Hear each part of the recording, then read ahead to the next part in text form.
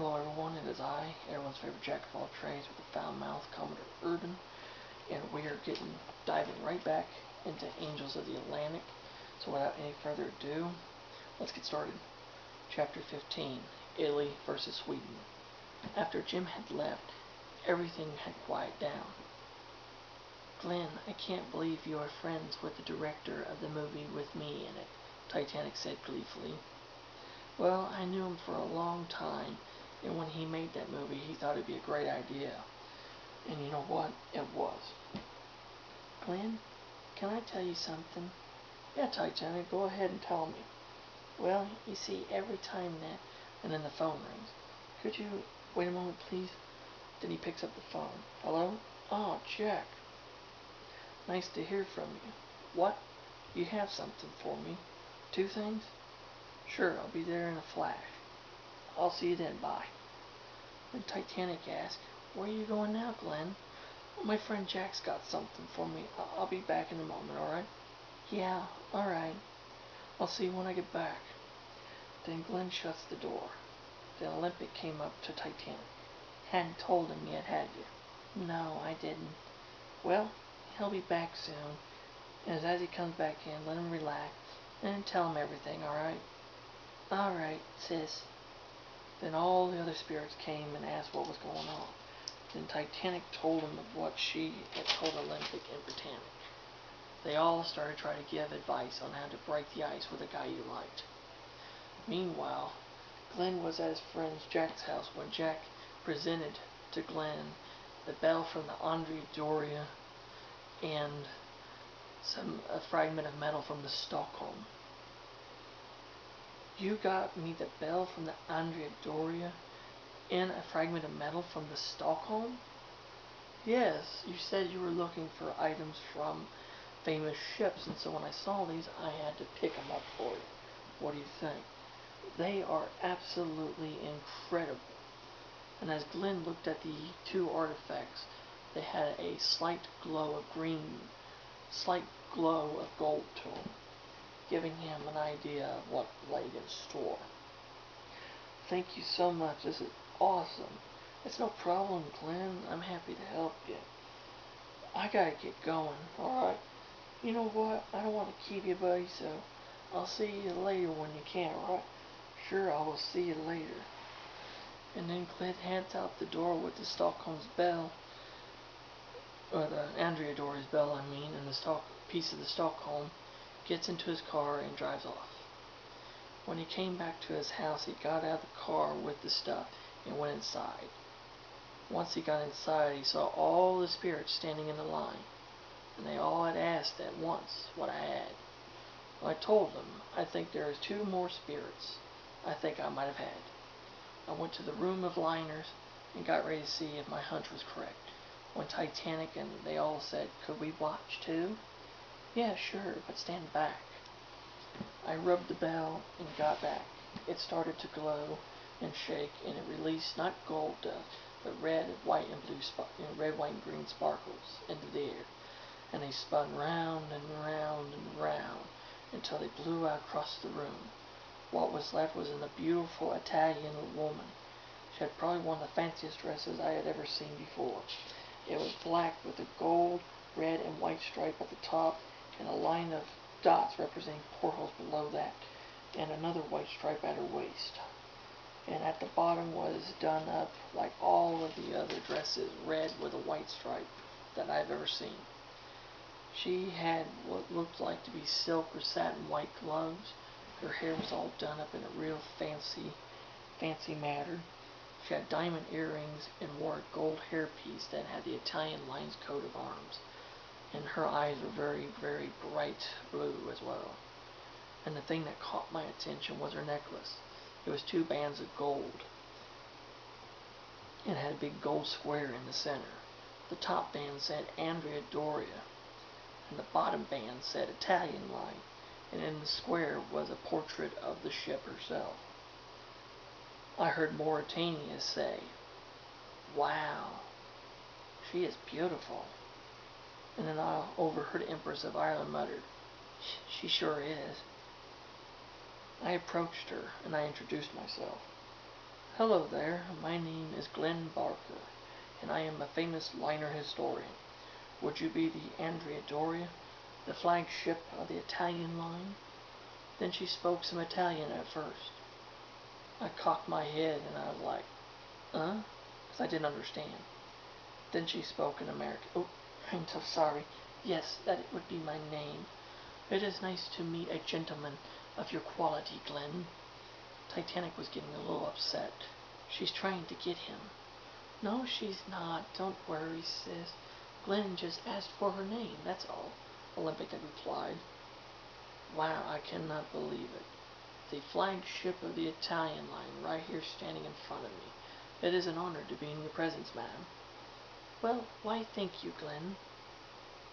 Then Glenn introduced Andrea Doria to all the others. Oh, it is so nice to meet all of you ladies. Very, very pleasurable. It's nice to meet you too, Andrea, Olympic had said. A real pleasure to meet another Queen of the Seas, Lusitania had replied. Then when all of the how do you do's were done, they chatted until the topic of what had happened popped up. So, Andrea, what happened to you? Like, did you sink? Was you scrapped? What happened? Britannic asked curiously. When she did, Andrea Doria's face went blank, and she started to speak. That Swedish tramp, that's what happened. What do you mean by Swedish tramp? You mean a Swedish tramp steamer? Ew, yuck, said Lusitania disgustedly. No, a trampy Swedish passenger ship named Stockholm. That's what happened. But what did this Stockholm woman do to you? Asked Aquitania curiously. Yeah, what did she do to you? Normandy had asked. That tramp rammed right into me in deep fog and ran off. And 11 hours later, I sank to the bottom of the Nantucket. It was because of that nasty Swedish whore why I got hurt, and worst of all, sank. Then she showed the scar that was on her right side. Ugh. Ouch, that had to hurt, Carpathia said. It looks bad, but it's all healed up now, Britannic had added. Yeah, well, it hurt like a motherfucker when it happened, alright, Andrea Doria said, kind of upset. Do you know where she is now? Titanic asked. No, and I hope that she had been scrapped or put to death or whatever for all I care. Stupid bitch. Just then I said, ladies, come here, I want you to meet somebody. All the spirits came and watched as Glenn rubbed the piece of metal from the Stockholm and it started to glow. What's going on, Glenn? Andrea Doria had asked. Something incredible, and that's what. Then green sparkles started to spin around the room until they blew away. And what was left was a young-looking Swedish lady wearing a white dress with a bold green line going around the neck. She had a thick green ribbon tied around her waist with the bow toward the back, and the dress went just right at her knees. But the bottom of her dress was green. Her hair was done in a way that could only be explained as Swedish, but had a very long braid with her bright blonde hair behind, all done up with a green bow in it. She even had green on her high heels, which were also bronze. I looked at her necklace, nothing really fancy, a two-banded necklace which said MV Stockholm and Swedish American Line, with the Swedish American Line logo hanging from it. When Andrea Doria saw her, she lost all expression. Then Glenn introduced himself. Hello, my name is Glenn. I am an ocean liner historian. And you would be the MV Stockholm of the Swedish American Line? When she spoke, she had a very thick Swedish accent to her. Well, yes, that is my name. And what do you want? Well, I would like you to meet all the others. Titanic, Olympic, Britannic, Lusitania, Mauretania, Aquitania, Carpathia, Empress of Ireland, Normandy, and Andrea Doria. Well, it is nice to meet you, Glenn. Wait a minute. Did you see Andrea Doria? Why, yes, I did. Why? And then she turns and sees Andrea Doria. Oh, it's you. I am so sorry about what had happened all those years ago. And then Andrea Doria came up and stared her right in the face. Sorry? Sorry? That's what you have to say to me for all these years? Sorry? Because it was your fault that it happened. No, it wasn't my fault. It was the fog. Oh, yeah, sure. The trampy little Swedish girl says it was the fog. I don't believe that line of shit for 1 second.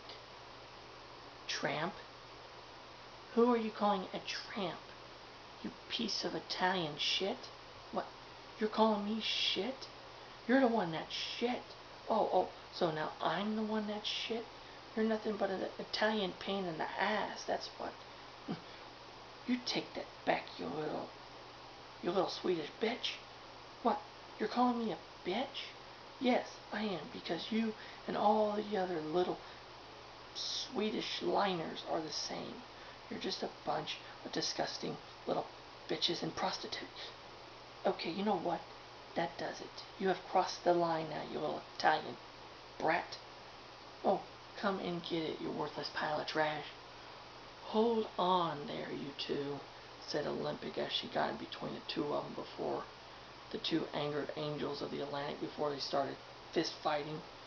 Now let's work this out like civilized ladies and not warships.